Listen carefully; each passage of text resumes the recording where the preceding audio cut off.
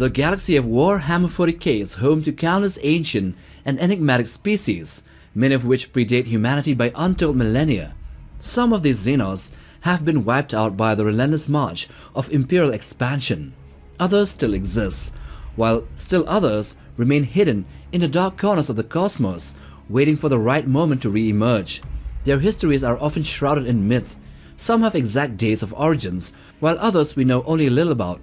They are obscured by the Imperium's strict censorship and distorted by the biases of those who record them. So here's a look at 15 of the most ancient Xenos species that exist or have existed in the grimdark galaxy. Let's get to it. At 15 we have the Slaugth. Feared as much as they are loathed, the Slaugth are a true alien horror, referred to by those unfortunate enough to encounter them as maggot men or dream eaters. These creatures of nightmare stand at an imposing 3 meters in height, their bodies composed of writhing worm-like organisms that secrete a necrotic mucus. This unnatural physiology allows them to shift and contort in ways that defy logic, moving with a boneless, sickening fluidity and regenerating from wounds at a terrifying pace. The origins of the Slaugth are lost to time, but many scholars suspect they are one of the oldest species in the Calixis sector. Their presence is most strongly felt in the Hazaroth Abyss, a cursed region of space filled with dead stars and forgotten ruins. However, their true homeworld still remains a mystery, if it even exists in a conventional sense. What sets the Slaugth apart from many other Xenos races is their disturbingly advanced grasp on biomechanical technology, surpassing even the Aeldari in certain fields. Stranger still is their ability to traverse interstellar distances without relying on the warp, a feat that baffles Imperial savants. Number 14. The Mon-Keigh. So long before humanity took its first steps beyond Terra, another species had the misfortune of earning the Eldari's wrath. The Mon-Keigh were an ancient and formidable race, described in Aeldari legends as brutish, cannibalistic beasts that overran their territories. They came from the twilight realm of Koldo, a place long since lost to time, and their monstrous hordes were so relentless that the Aeldari were forced to divert immense resources to wipe them out. Though they ultimately triumphed, it was a costly war that left a lasting scar on their collective memory. The mere existence of such creatures, powerful, barbaric and defiant, was offensive to the Aeldari psyche. It is for this reason that, to this day, they refer to humanity as Mon-Keigh, a slur meant to equate humans with those ancient enemies of theirs. Number 13. The Gananthaar.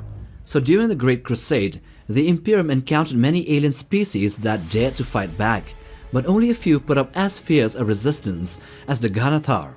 This mysterious non-humanoid race had long inhabited the Jericho Reach, building an empire that had stood for ages way before the first Space Marines set foot in their domain. Their civilization was powerful enough that the Imperium's forces met unexpected resistance, leading to a brutal campaign that left many worlds in ruins. Despite their tenacity, the Gananthaar were ultimately wiped out, their existence reduced to a footnote in Imperial history. The devastation wrought during that war rendered many planets uninhabitable, shaping the future of that region indefinitely. Even now, there are whispers that remnants of the Gananthaar may still exist, hidden in the depths of the Reach, biding their time to come back. Number 12. The Muhlari. If there was ever a race that knew too much for its own good, it was the Muhlari. These ancient starfaring beings were said to possess knowledge spanning the entire galaxy, implying either an unparalleled level of observation or an existence so long that they had witnessed the rise and fall of countless civilizations. Whether through psychic insight, technological prowess or sheer longevity, the Muhlari had gathered secrets that no other species possessed. Unfortunately for them, this made them a target. The Death Watch and the Order Xenos deemed them too dangerous to be left alive. Their extermination was not just a matter of conquest, it was a purge of knowledge itself. Every data crystal that they had accumulated was ground into dust, mixed with the bones of their dead, and fired into the heart of a dying star. The fortress of Zarabek, where they made their last stand, was claimed by the Death Watch as a watch fortress, ensuring that no trace of their wisdom would ever escape into the wider galaxy. Number 11. The Whisperers. So among the many strange legends of the Imperium, few are as eerie as the stories surrounding the Whisperers. These enigmatic insectoid beings are rumored to dwell deep beneath the surface of the planet called Drusus, a shrine world, a planet also known as Sentinel. Though no solid evidence of their existence had ever been found, whispers still persist, both figuratively and literally. The name Whisperers come from the eerie, brushing sound of their wings that are said to make a constant whispering hum that is supposedly audible in certain places beneath the planet's crust. Some believe they are a subterranean civilization, having existed there long before humans ever set foot on that planet. Others claim they are nothing more than ghost stories, a fiction created to explain strange occurrences and disappearances there.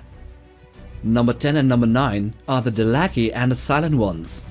Long before the rise of Necromunda's massive hive cities, before humanity ever set foot on its surface, the planet was a very different place. Instead of sprawling industrial wastelands and toxic smog-choked skies, it was a vast ocean world, teeming with deep, abyssal mysteries.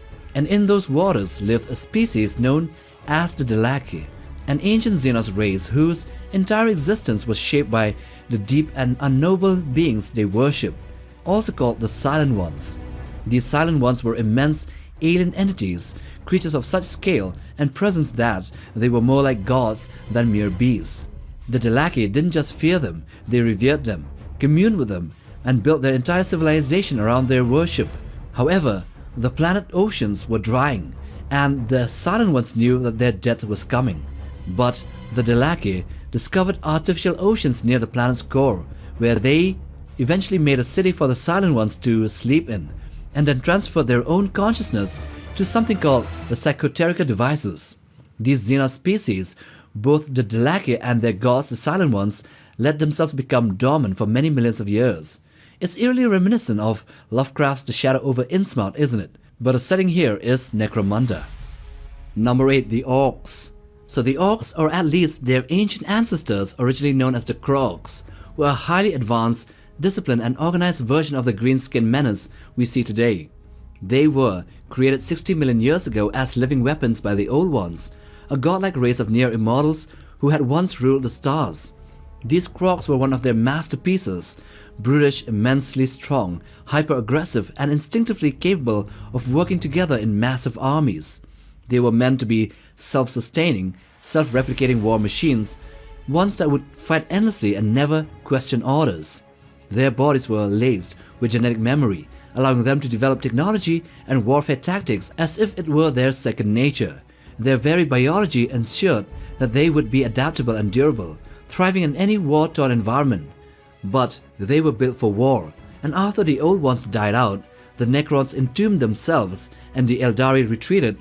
These ancient greenskins gradually de-evolved into the Orcs of the current setting, weaker, less intelligent, less organized but way more in number after countless of eons of propagating across the stars. Number 7. The Aeldari. As old as the Orcs, who were built as disposable soldiers, the Aeldari were designed 60 million years ago to be something far more refined. The Old Ones crafted them as an elite species, a race that could wield the raw power of the warp like an artist wields a brush. They were not organic species brought by natural evolution but by forced biological engineering by the Old Ones. They were meant to be the perfect counterbalance to the Necrons, who had severed themselves from the warp and relied on cold, soulless technology. Where the Orcs were brute force warriors, the Aeldari were elegant psychic powerhouses. Their connection to the warp was stronger than almost any other species, allowing them to manipulate reality in ways that even the Old Ones found impressive. They were faster, smarter, and incredibly long-lived, with lifespans stretching for thousands of years. But more importantly, they were designed to be deeply attuned to the universe itself, their emotions and desires resonating across the Imperium.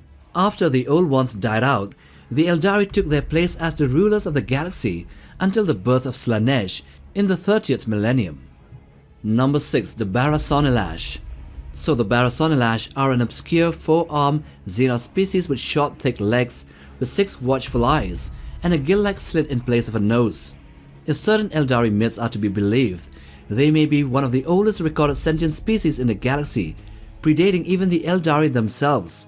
References to the Barasonilash appear in fragments of Aeldari legend, recounting a time before the Eldar, before the War in Heaven, when the galaxy was still raw and untamed. These myths speak of seers amongst the Barasonilash, which are wise figures who wielded knowledge beyond mortal comprehension.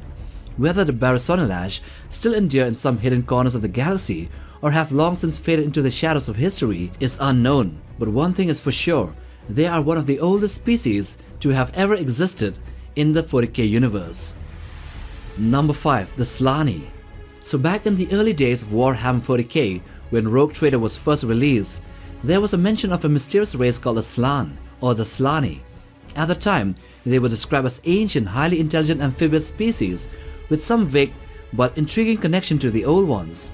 Later editions would refine the lore, shifting the focus entirely to the Old Ones themselves. But it's still interesting to consider the possibility that the Slann might be a surviving offshoot, a descendant race, or even a splinter of whatever the Old Ones once were. They claim to be the oldest species in the galaxy, and they might actually be right.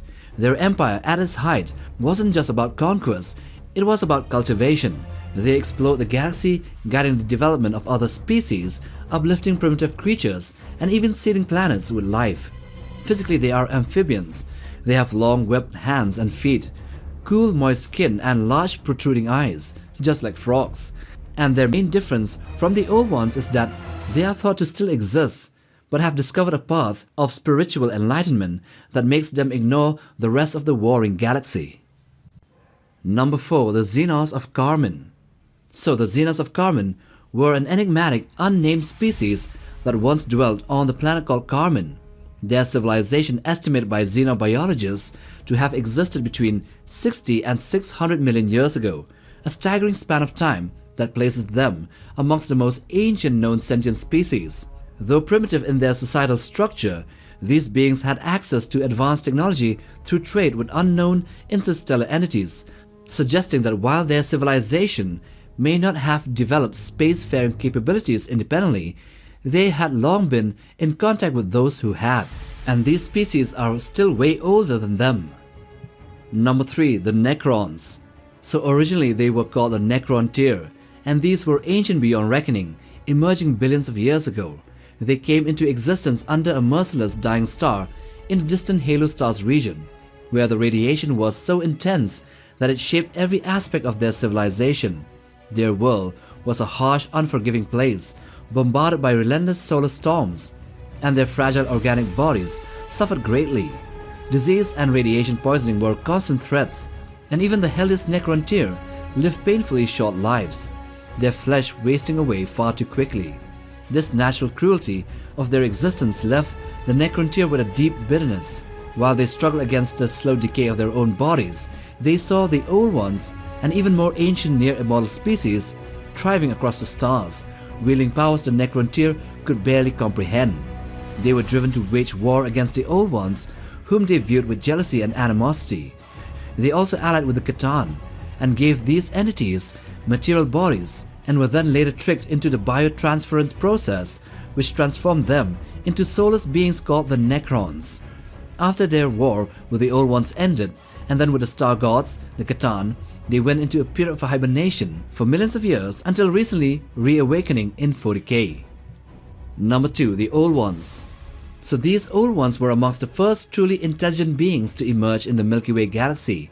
They were incomprehensibly ancient, existing so far back in time that even the oldest species today only know them through myth and scattered remains of their influence. Their intelligence was vast, but slow and deliberate, a cold-blooded, almost reptilian way of thinking that made them incredibly patient but also immensely powerful. These beings wielded technology so advanced that it blurred the lines between science and magic, and their mastery of the warp was unmatched. They were the ones who first built the webway, an intricate network of interdimensional pathways that allowed them to move effortlessly between worlds without the dangers of the raw warp. Unlike many of the godlike entities of the galaxy's history, the Old Ones weren't conquerors or destroyers. They saw themselves as creators and nurturers, seeding countless planets with life and guiding the evolution of new species. Many of the most well-known civilizations today, including humanity, owe their very existence to the Old Ones and their activity in shaping the cosmos. And number 1. The C'tan. The C'tan are the oldest entities in the galaxy. They are said to have been born At the dawn of the universe itself, formed from swirling cosmic energy, they originally existed as vast, formless entities that fed on the radiation of stars, drifting between them on electromagnetic currents. For eons they remained insatiable and unknowable until the Necron tier gave them physical forms made of living metal, allowing them to directly interact with reality. With their new bodies, the C'tan turned their hunger towards living souls, shaping the fate of the galaxy in the War in Heaven. Led by the Silent King, the Necrons shattered the C'tan using advanced blackstone weapons and arcane sciences, breaking them into countless shards.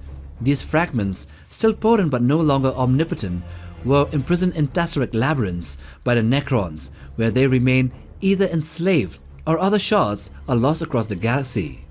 And with that, we come to the end of the video on the oldest alien species in the galaxy of 40k. Do hit that like button for support and subscribe if you haven't. Till the next time, take care, boys.